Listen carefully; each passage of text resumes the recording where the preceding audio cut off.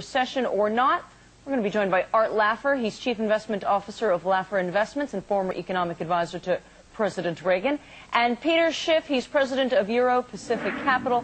Gentlemen, thanks for being here. Peter, I want to start with you. Although there are more and more people saying that the U.S. economy will be in a recession next year, it is still a minority position. Why do you think that a recession is coming, and just how bad is it going to be? I think it's going to be pretty bad, and whether it starts in 07 or 8, I think is immaterial, and I also think it's going to last not just for quarters, but for years. See, the basic problem with the U.S. economy is we have too much consumption and borrowing and not enough production and savings.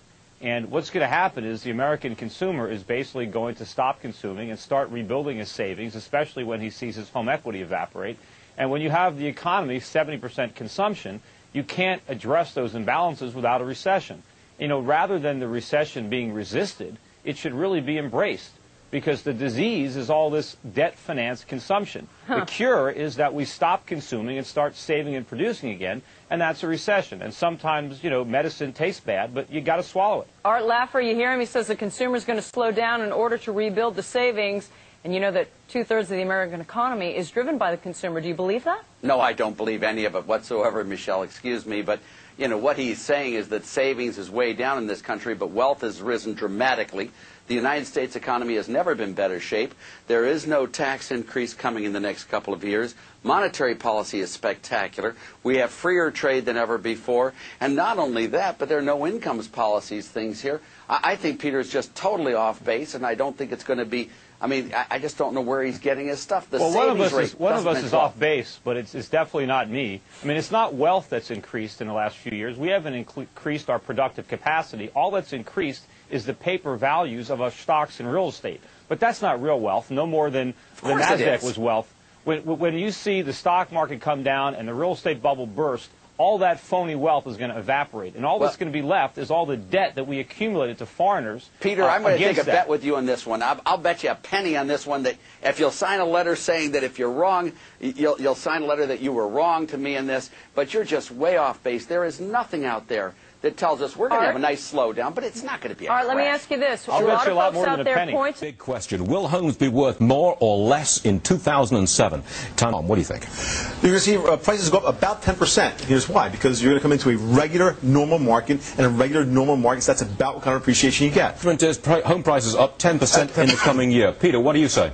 Well, today's home prices are completely unsustainable. They were bid up to these artificial heights by a combination of temporarily low adjustable rate mortgage payments, by a complete, absence of any lending standards, and by speculative buying. And what's going to happen in 2007 is a lot of these artificially low ARM payments are going to be reset upward.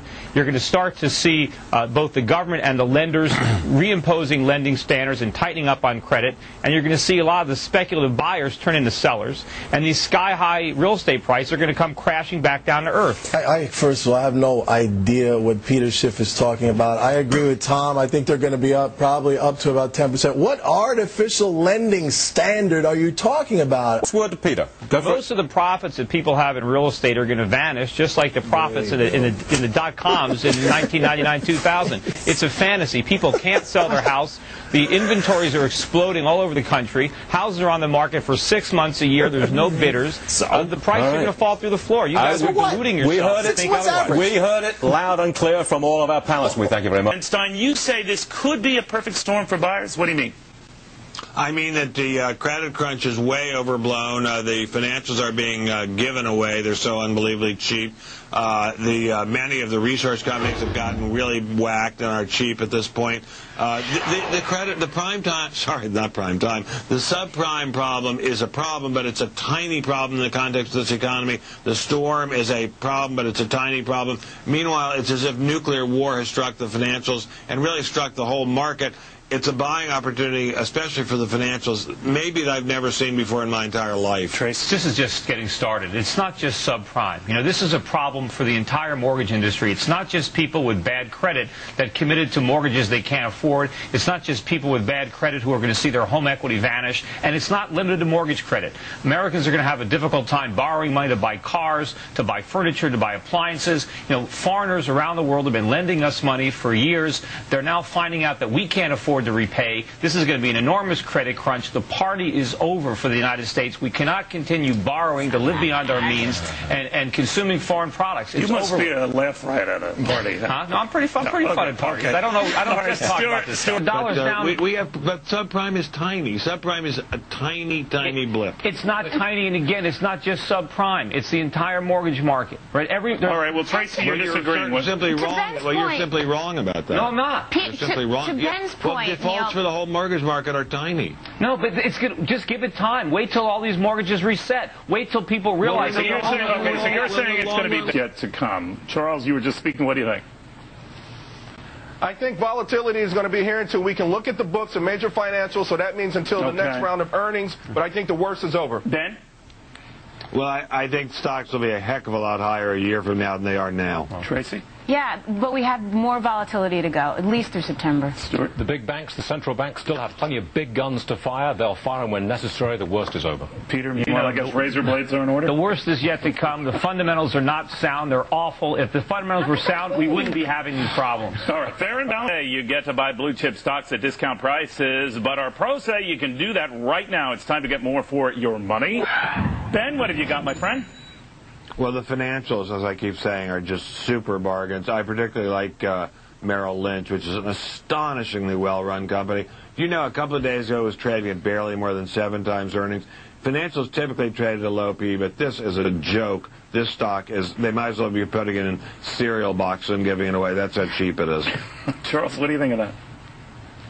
Yeah, I like the financials, too. Merrill isn't my top pick in the group. I think Bear is probably the cheapest, although the riskiest, and some of the others are better. But, you know, the financials are a great place, absolutely. So what are you doing, Charles? I, again, like Ben, like the financials. I like Goldman Sachs. It's like getting Dolce & Gabbana on sale. This is the creme de la creme of Wall Street. It's cheap. Isn't it still up substantially year over year, though? It is down, and it's probably actually going to go further, and I think that people should start nibbling at this thing. Peter, what do you think of that? Look, stay away from the financials. They're toxic. They're not cheap. They're expensive. You think they're at well, let me finish. So pessimistic. Let me finish. You think they're at low PEs. They have no earnings. Their earnings are going to disappear. I remember a year ago. No earnings. Their earnings are huge. Ben, last year when people were talking about last year when people were recommending home builders and they were talking about they're at 5 or 6 times earnings, I said those earnings are fantasy. They're not going to be here. Fantasy about that. No, I'm talking. No, there's a lot of losses coming up in the future. These financials are going to get hit, and they're going to get hit hard. Don't believe what these forecasts are for future. No, it's not. They're going lower. All right, Peter, I wish we had more time with you. I know you want to continue that expose on Santa Claus. Peter, you agree with that?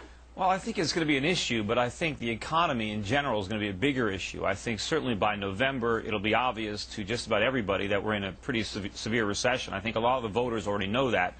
Just some of the people here in Wall Street haven't figured it out yet. But I think that the recession, the economy in general, is going to be a much bigger issue. And unfortunately, I think, you know, it's not tax cuts that we need. We really need a lot of spending cuts. The government has to cut spending, because if they cut taxes and then just print the difference, what we get is inflation instead. So we have a little bit more money in our paychecks, but we have to pay a lot more for food, we have to pay a lot more for energy, and of course eventually we're going to see a big increase in interest rates as a result of all this inflation. Right, Charles, the crystal ball. Well, you know, if it's between boom and bust, I'll go with boom. I know the first half of the year is going to be tough. There's no doubt about it. But I think by the second half of the year, all these interest rate cuts will work their way through the system. Obviously, I think the housing market will be a lot better than it's been in 2007. The auto market, jobs, unemployment about 4.7%. And I think, Peter, inflation is going to be held in check.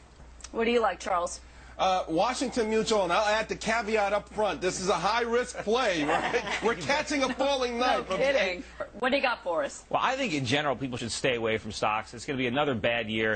I'm recommending the ETF GLD. I mean, gold has been doing incredibly well. As I mentioned earlier, it was up 33% last year. I think gold's going to go over $1,000 an ounce next year. I think U.S. stocks are going down. For all those stocks, I think the Dow's going to go to 16,000, but the big winner will be NASDAQ. So I think everyone should have some exposure to the NASDAQ. even now, after the run-up we've had.